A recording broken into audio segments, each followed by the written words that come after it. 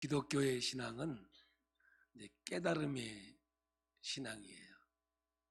그냥 정성으로 열정으로 신앙생활하는 게 아니고 말씀을 깨닫고 그 깨달음의 도에 따라서 신앙의 길을 걸어갈 때 여기 하나님의 아름다운 열매가 있게 되는 거예요. 그래서 말씀을 이렇게 들어야 되고 들어야만 되는 게 아니라 들려야 돼요. 근데 들리기 위해서는 말씀의 어떤 기본적인 뿌리가 있어야 영양분을 이렇게 끌어당겨서 나무가 자라고 열매가 맺듯이 기독교라고 하는 신앙의 어떠한 기본적인 훈련을 통해서 말씀이 이렇게 들려지게 돼요. 말씀이 들려지면 열려요. 육적으로나 영적으로나 열려지기 시작하는데 우리가 육체를 가지고 살면서도 우리가 육체를 너무 몰라요.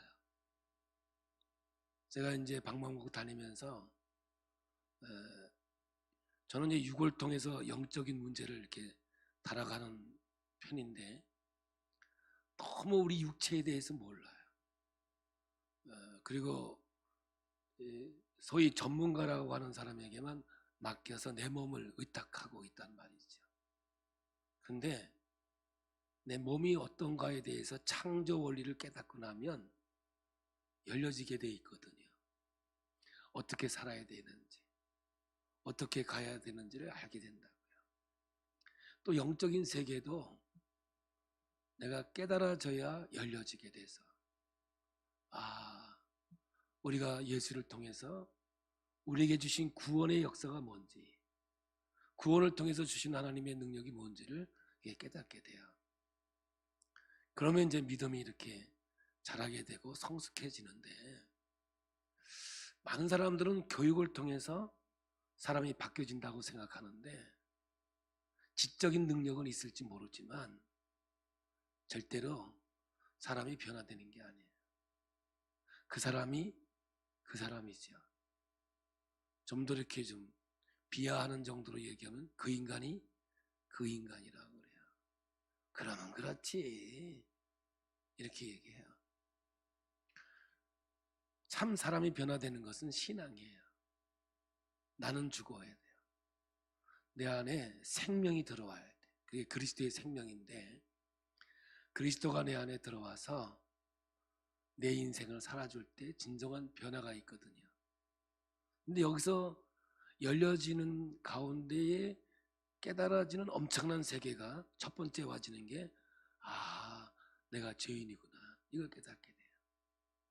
여러분 성경에 모든 끝은 뭐냐면 주여 내가 죄인입니다 이 고백이거든요. 얼마 전에 제가 욥기에 대해서 얘기했지만 결국 욥기도 내가 태어나기 전부터 죄인인 것을 이제야 알겠습니다. 옛날에는 내가 귀로만 들었는데 이제는 깨닫고 보니 눈으로 보아 알겠습니다. 이 정도 고백을 하게 된다고요. 마찬가지로 사도 바울도 깨달은 게 뭐냐면 내가 죄인 중에 죄인이요 괴수 중에 괴수라는 것을 깨닫게 되었을 때 하나님 앞에서 내가 누구인가를 알게 되고 예수가 생명이 되어지고 능력이 되어져 가는 거거든요.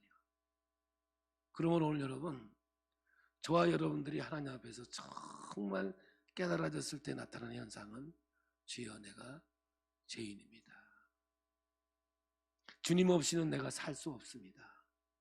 주님 나를 떠나지 마시고 나와 함께 하시고 그리고 내게 와주는 기쁨이 용서의 기쁨이거든요.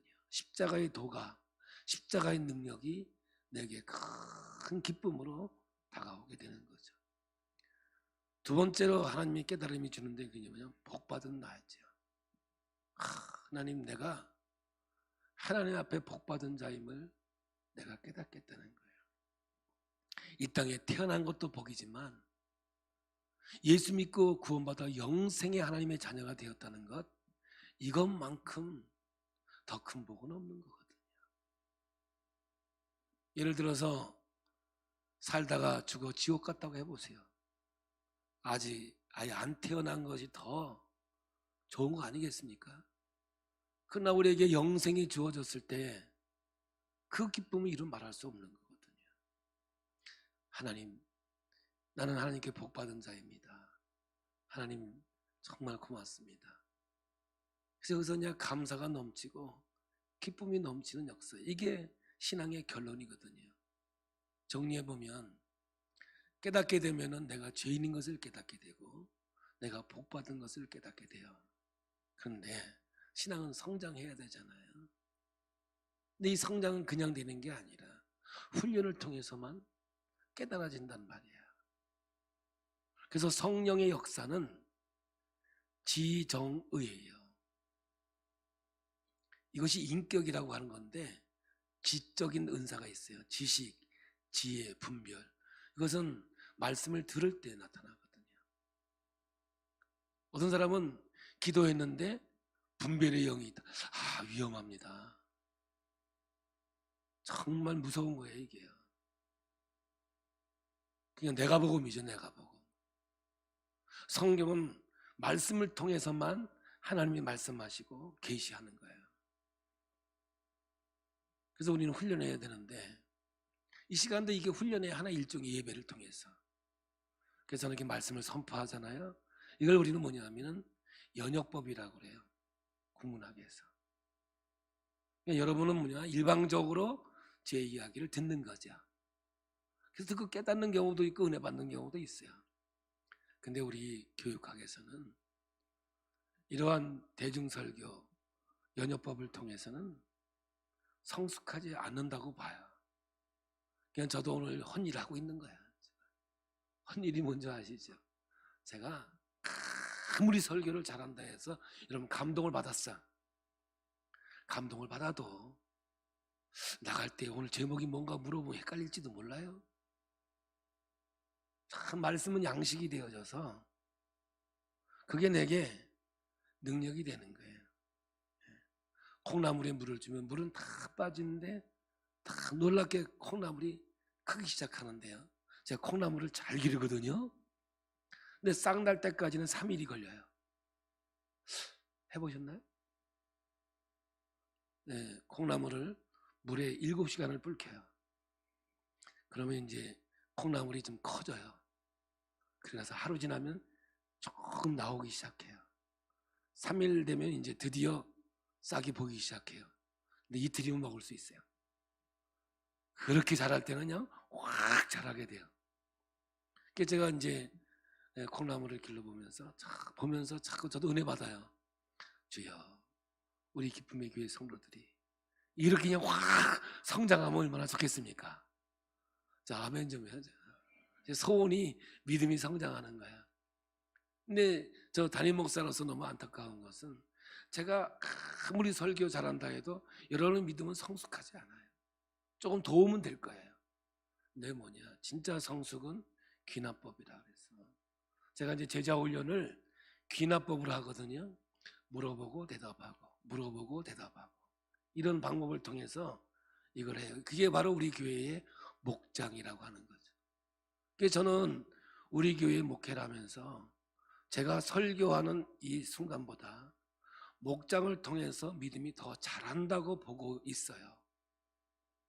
그러니까 여러분, 목장 예배에 참여해서 세상 이야기 하는 거 말고 뭐 축구 얘기 말고 말씀을 들은 거, 깨달은 거를 서로 교제를 할 때 이걸 교육이라 그래요. 바깥으로 내가 표현했을 때, 그래서 이것이 나의 능력이 되고 나의 역사가 되는 거거든요. 이 목장 예배가 여러분 가볍게 보면 안 돼요. 목장 예배를 통해서 받은 은혜, 받은 말씀을 서로 나누고 서로 들을 때 나도 모르게 신앙이 자라는데, 이때 뭐냐, 인격적인 예수를 만나요. 이게 지적인 거예요.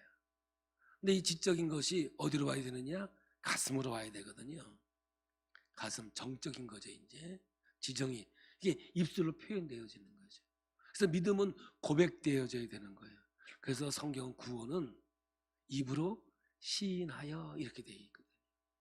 그러니까 우리가 복음은 말할 수 있어야 돼요. 왜 땅끝까지 이르러 내 증인이 되라고 하는 거냐면, 내가 하나님 말씀을 증거할 때 신앙은 자라게 되고 성숙하게 되어 있거든요. 내가 말씀을 말하지 않고 전하지 않으면 절대로 신앙은 성장과 성숙의 원리에 적용되지 않거든요. 그러므로 이 정적인 언어가 표현되어져야 되고, 의는 뭐냐? 그것이 나의 삶으로 옮겨져야 되는 거죠. 그래서 신앙은 결국은 삶으로, 그래서 지정의, 여기서 하나만 빠져도, 오늘 성령에 충만하라라고 제목으로 말씀드리는데 성령의 역사가 아니에요. 속으면 안 돼요. 이 세 가지가 같이 해야 돼요. 그러니까 항상 말씀이 들려져야 되는 거예요. 말씀을 들리지도 않았는데 성령이 충만하다, 있을 수가 없는 거예요. 그래서 오늘 말씀에 그런즉 너희가 어떻게 행할지를 자세히 주의하여 지혜 없는 자같이 하지 말고 오직 지혜 있는 자같이 하여, 이렇게 돼요. 지혜 있는 자가 되라는 거예요. 말씀을 가진 자가 되라는 거죠. 그러므로 여러분, 기독교의 영성은 공동체의 영성이기 때문에 절대 혼자는 믿음의 성장이 없어요. 그래서 기독교는 홀로 신앙이 아니에요. 밥을 같이 먹어야 맛있고 즐겁듯이 함께 갈 때 신앙은 성장해요. 그래서 만남이 너무너무 중요해요. 여러분, 우리는 그 만남이 뭐예요? 예수를 만나야 되잖아요. 예수를 만나야 되는데 뭐를 만납니까? 말씀을 통해서 만나는 거예요. 요한복음은 우리에게 이렇게 말해요. 1장 1절에 태초에 말씀이 계시니라. 이 말씀이 하나님과 함께 계셨으니 이 말씀은 곧 하나님이시니라. 하나님은 말씀으로 우리에게 오셨고 곧 말씀이 하나님이라는 거죠. 예수님은 이렇게 또 말해요. 요한복음 6장 63절에 살리는 것은 영이니 육은 무익하니라. 내가 너희에게 이런 말은 영이요 생명이니라. 그러니까 예수님이 내 안에 오셔서 내 인생을 살아줄 때 온전한 이 땅의 삶이 되는 거예요. 그런데 많은 사람들이 이 말씀을 통해서 주의 길을 걸어가야 되는데 말씀을 통해서 가지 않고 자기 지적인 능력을 가지고 가려고 그러는 거예요. 그래서 갈라디아에 이런 현상이 생겨요. 3장 3절에 너희가 이같이 어리석으냐? 성령으로 시작하였다가 이제는 육체로 마치겠느냐? 하나님께서 우리를 교회로 인도해요. 성령의 인도하심이에요. 그러면 말씀의 훈련을 받고 말씀을 따라서 순종의 길을 걸어가야 되는데 이 말씀을 이제 율법이 들어오기 시작해요. 그러면 이제부터는 도덕과 윤리로 신앙의 길을 걸어가요. 제가 욥기할 때 얘기했잖아요. 도덕과 윤리를 넘어서서 하나님의 사랑 안에 거하라는 거죠. 여기에 약점은 뭐냐 하면 창조가 없어요. 늘 원인이 있어야 되고 결과가 있어야 되는 거죠. 그러니까 늘 따지고 싸우고 힘든 인생을 살아갈 수밖에 없는 거거든요. 우리가 예수님을 인격적으로 만나기 위해서는 말씀의 훈련이 중요해요. 하나님 말씀을 통해서 우리에게 가까이 오셨고 말씀을 통해서 우리에게 하나님을 계시하거든요. 그러므로 말씀을 들어야 되고 깨달아야 되는 거예요. 그래서 이 만남이라는 것이 너무너무 중요한 거죠. 한번 옆을 보실래요? 이 만남이 너무너무 중요한 거예요. 할렐루야. 예. 우리의 만남은 좀 도와줘요. 우연이 아니에요. 할렐루야. 저와 여러분이 만난 것은 지나가다 만난 게 아니라니까. 우연이 아니에요. 누가 인도하셨어요? 하나님이 인도하셨거든요. 그래서 우리는 뭐냐? 서로 사랑할 수밖에 없는 거예요. 하나님이 인도해 주셨기 때문에. 육은 무익이라니까요. 가룟 유다도 성령으로 시작했어요. 그런데 그 생각에 마귀가 예수를 팔 마음을 준 거예요. 그래서 이 가룟 유다가 성령의 인도하심을 받아야 되는데 어둠의 영, 마귀의 인도함을 받게 됐어. 결국은 그의 인생은 자살이라고 하는 몸에 들어 죽는 결과를 가져오게 된 것이죠.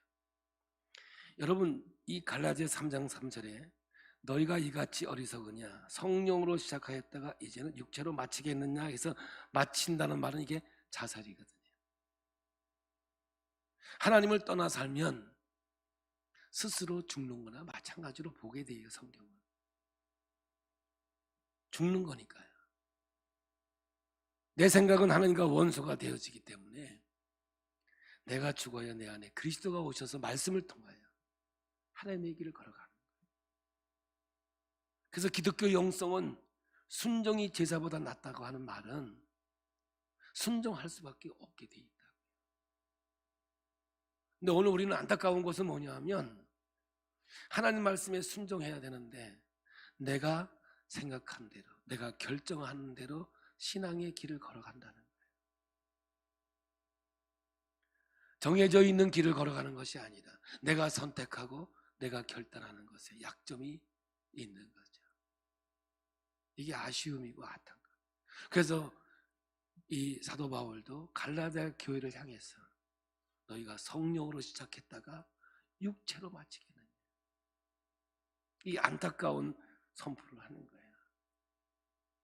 그래서 예수님은 요한복음 15장에 말하는 거예요. 너희는 포도나무 가지라는 거예요. 나는 포도나무. 가지는 어디에 붙어 있어야 되느냐? 포도나무에 붙어 있으면 절로 열매가 맺는다는 거예요. 시냇가에 심은 나무와 같이 철을 따라 열매가 맺게 되어 있는 거죠.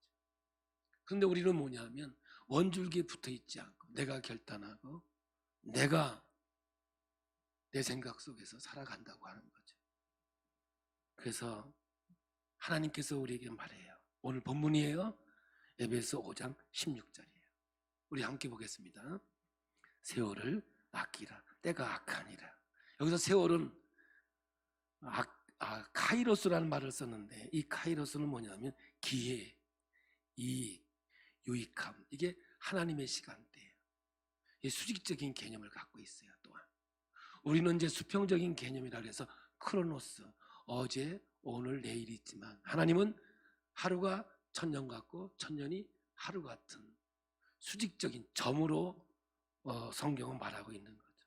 그래서 악기라는 말은 구속하다, 속량하다, 구원하다. 이거를 합치면 뭐냐? 시간을 돈을 주고 사라는 거예요. 그냥 기회가 오면 돈을 주고라도 그 기회를 사라는 거예요. 그 시간은 지나가면 잡을 수가 없는 것이고 취할 수가 없는 것이죠.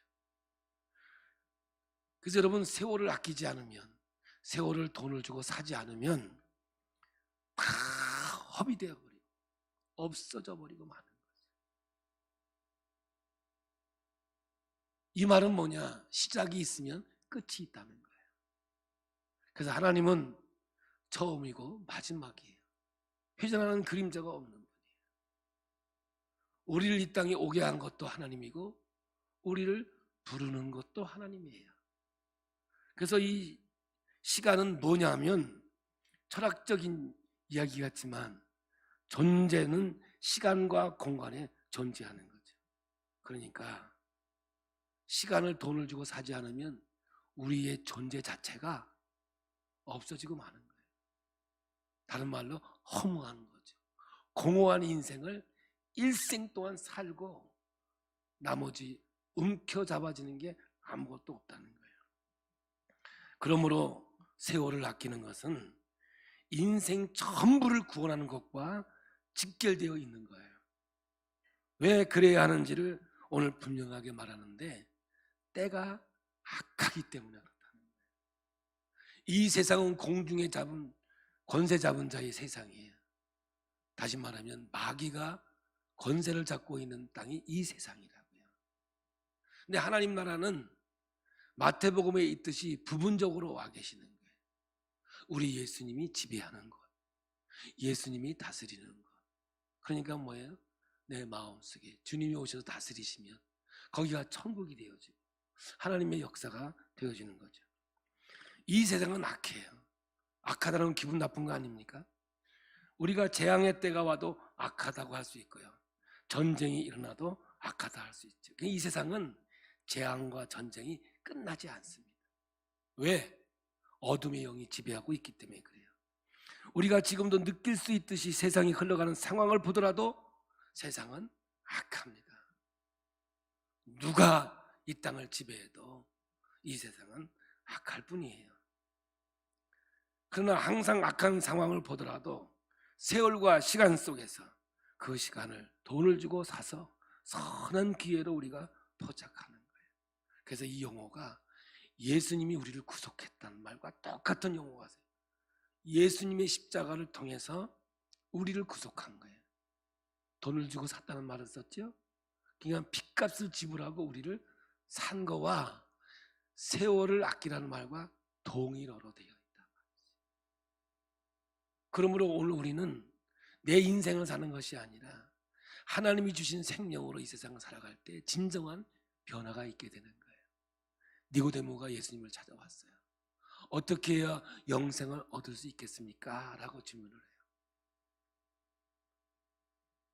여러분, 예수님께서 그에게 말하는 게 뭐예요? 거듭나야 된다. 근데 이 니고데모는 이거를 이해를 못하는 거예요. 그럼 엄마의 뱃속에 다시 들어갔다 태어나야 됩니까? 엉뚱한 얘기를 하는 거죠.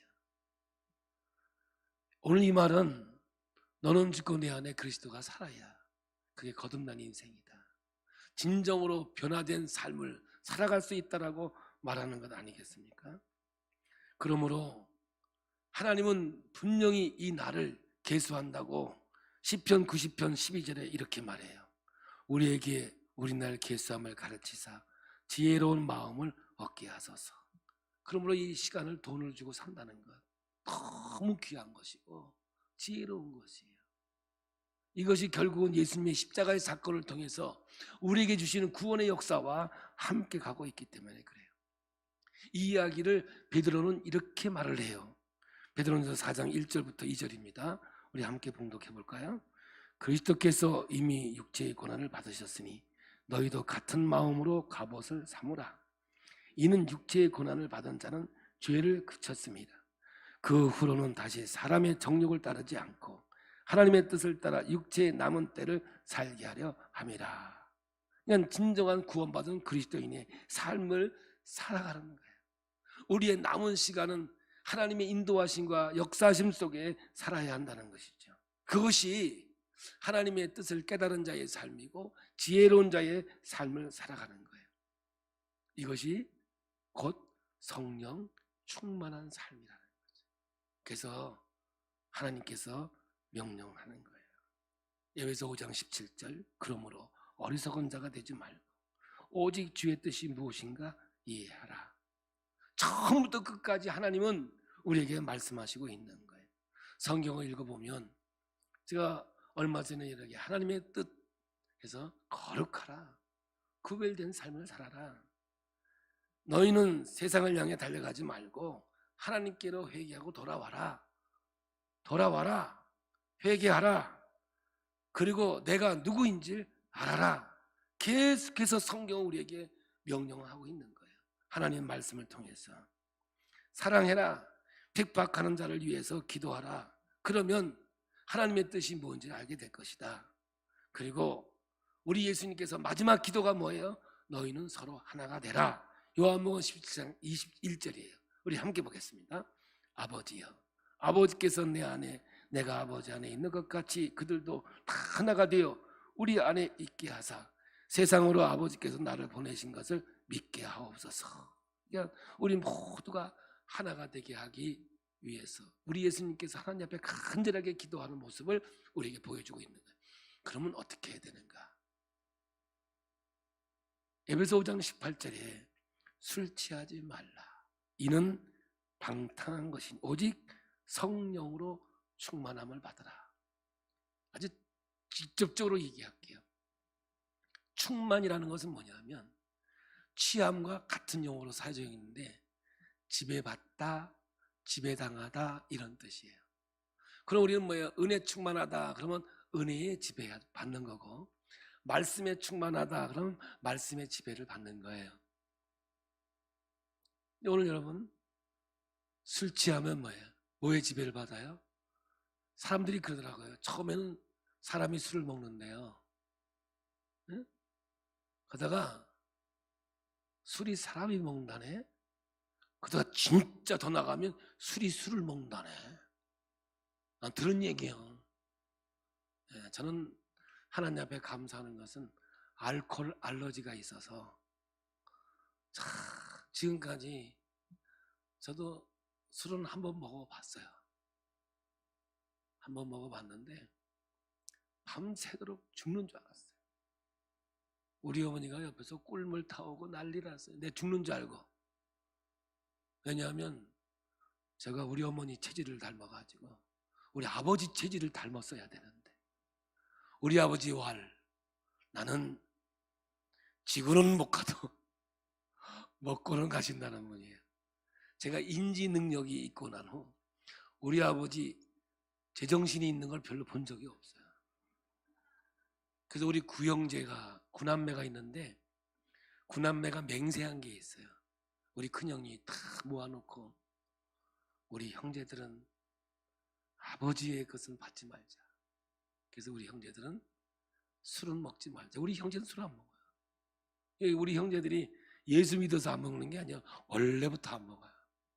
왜냐? 우리 아버지한테 저녁마다 아니 놀지는 못하리 어서. 아이고 참. 근데 난 감사한 게 하나님이 일찍 목사를 시키려고 그랬는지 알코올 알러지. 그래서 여러분들은 포도주를 마셔도 저는 포도즙을 먹습니다. 우리 권사님이 가운데에다가 딱 제 거 하나를 올려놔요. 이 성찬식 할 때. 모르셨지? 여러분 거는 알코올이 조금 섞인, 제 거는 알코올이 들어가면 이래지기 시작하니까 안 되겠어. 가운데 거. 어떤 사람이 또 가운데 거 홀딱 가운데 거는 제 거로 분리해서 이렇게 딱 이렇게. 근데 이 술 취하지 말라는 건 뭐냐? 세상의 지배를 받지 말라는 거예요. 세상의 지배를 받으면 세상에 놀아나는 거예요. 성령 충만하라는 것은 하나님의 말씀에 지배를 받으라는 거예요. 그러면 성령에 충만하면 현상이 나온다는 거예요. 그 현상이 뭐냐? 19절에서 21절이에요. 함께 보겠습니다. 시작. 시와 찬송과 신령한 노래들로 서로 받아가며 너희의 마음으로 주께 노래하며 찬송하며 범사의 우리 주 예수 그리스도의 이름으로 항상 아버지 하나님께 감사하며 그리스도를 경외함으로 피차 복종하라 그래요. 근데 참 재미있는 얘기가 있어요. 술 취한 행동과 성령 취한 행동이 비슷하대요. 그게 뭐냐고 그랬더니 술 먹으면 괜히 웃는다네. 해쭉 웃는다네. 그래요? 그러시나요? 술이 취하면 자꾸 웃음이 나옵니까? 그런 것 같아. 우리 아버지 보니까 하여간 한 잔 취하면 우리 아버지 주사는 자는 거 다 깨워서 노래시키는 거야. 그래서 나중에 내가 물어봤어요. 아버지, 왜 술 드시고 오면 우리를 다 깨워서 노래를 불러요? 좋아서. 아니 혼자 좋으면 됐지. 왜 우리까지 깨워가지고 좋아요? 그 9명 다 누워있는 거 다 깨워요. 그래가지고 이제 노래 시켜요. 여러분 이게 보통 고역인 줄 아십니까? 아이고. 근데 성령 술에 취하면, 성령이 술이요? 그냥 성령에 취하면 뭐예요? 기뻐지는 거예요. 웃음이 나오는 거예요. 행복해지는 거예요. 즐거워지는 거예요. 놀라운 기적이 있는 거예요. 그래서 여러분, 기쁨을 이길 수 있는 게 이 땅에 아무것도 없는 거예요. 즐거움을 이길 수 있는 게 아무것도 없는 거예요. 술 먹은 사람은요, 아무리 맞아도 아픈지도 모른다네. 그런 줄은 저는 잘 모르겠습니다. 그래서 알아요. 들어서 알아요. 근데 진짜 기쁨이 오면요, 별로 아픈 게 없어요. 한번 예를 들어 얘기해 볼까요? 뭐 웃어보려고 하는 거니까 끝에 가서 웃어줘야 돼요. 제가 군대에 있을 때 연애 편지가 와요. 연애 편지. 편지가 오면 다 나눠줘요. 근데 보고 싶은데 볼 수가 없어요. 왜냐? 받자마자 저녁 밥을 먹으러 가야 되니까. 그러면 빨리 밥을 먹고 편지를 봐야 되는데 밥만 먹고 나면 꼭 편지 나눠주는 날은 집합이 있어요. 여자들은 잘 몰라요. 남자는 알아요. 우리 유신군대. 아이고, 안 맞으면 불안해요. 왜냐? 언제 맞을지 모르니까. 그냥 맞는 게 더 나아. 그래야 그날 푹 잘 수 있으니까. 탁 불러서 그냥 얻어 터지는 거예요. 저는 이제 군대에 있을 때 책량을 했기 때문에 우리 자재실은 캄캄해요. 전기불도 없고 후라시불 가지고 이렇게 얻어 터지는데, 이 주머니에 편지 있을 때와 없을 때 차이가 다릅니다. 편지가 없으면 왜 이렇게 아픈지 몰라. 근데 편지가 있으면 안 아파요. 왜냐? 빨리 끝나고 읽어볼 기쁨으로. 별것도 없어. 그냥 안부 편지인데. 근데 여러분, 성령에 충만하면,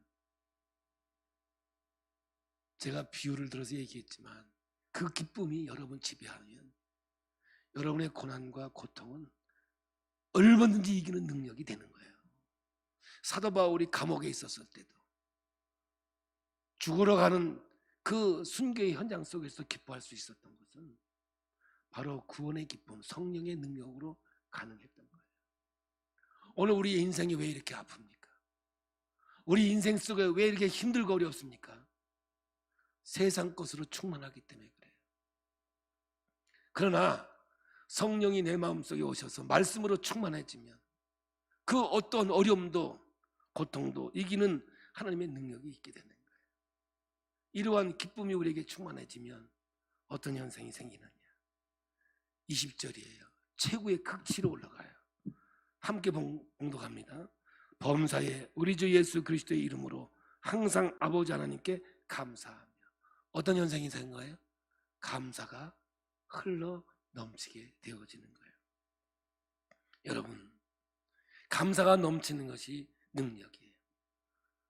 좋으면, 기쁘면 감사가 넘칠 수밖에 없는 것이죠.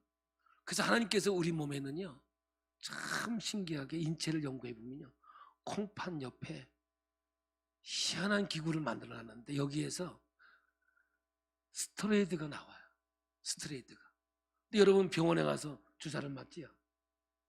그러면 여러분들 아픈 거를 잊어버리게 하고 통증을 멈추게 해줘요. 잠깐 동안 있게 해주는 마취 역할을 하는데요, 우리 몸에 그게 있단 말이에요. 근데 언제 나오느냐? 기쁠 때. 너무 내가 기쁘고 즐거우면 그 통증이 없어지고요, 놀라운 기적들이 나는 거예요. 그래서 여러분, 어떤 사람은 찬송 부르다가 암덩어리가 없어지고 아멘 하는 사람은 역사가 나타나요.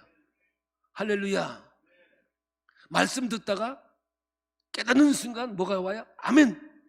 이 감동이 흘러나올 때 우리 몸에서 뭐가 나오냐? 이 물질이 나오게 돼요.